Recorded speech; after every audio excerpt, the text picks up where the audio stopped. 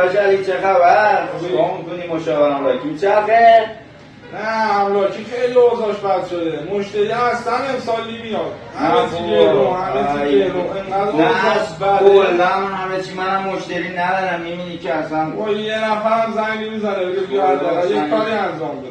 دیگه بی پول براش. وایس کن.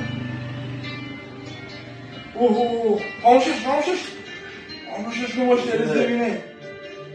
الو نه خوبی آقا مخلص بفرمایید.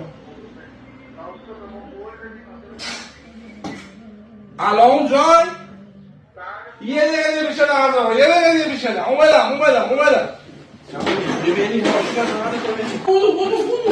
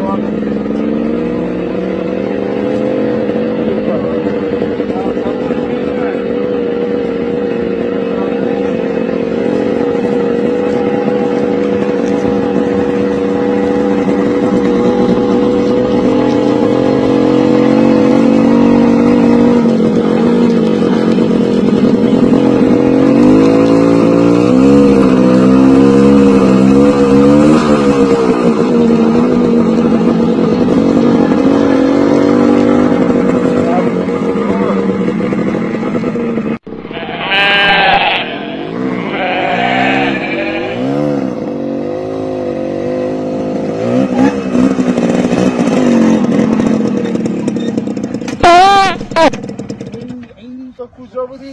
چی طوری چیکار میکنی خوبی؟